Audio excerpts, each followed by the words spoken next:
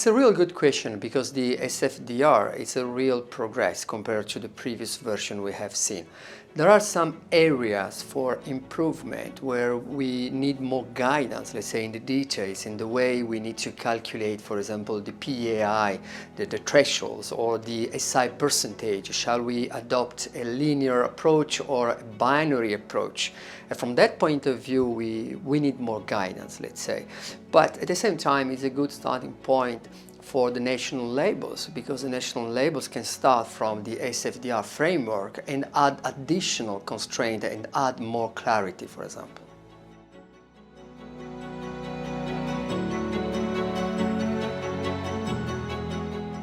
Biodiversity is really important, and I will give you two figures. The first one, 50% of the global GDP depends on biodiversity. And the second one, according to WWF, we lost 69% of biodiversity in the last 50 years. So biodiversity is really important, and finally investors are realizing how biodiversity is important. So we face different questions from investors.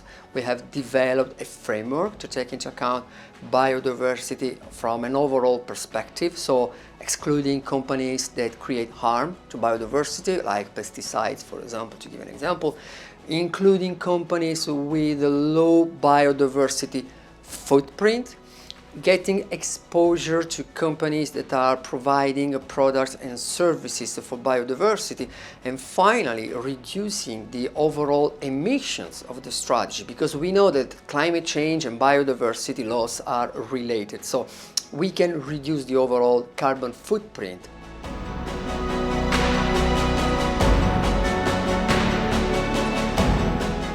It's a very good question, because our entire economy is in a transition phase. We are not exactly where we would like to be in terms of net zero journey or in terms of restoration of biodiversity. So transition is really important, and this type of events play a major role because they gather investors, they gather market participants, they gather financial players, and we are there to discuss, to confront our ideas and exchange on best practices.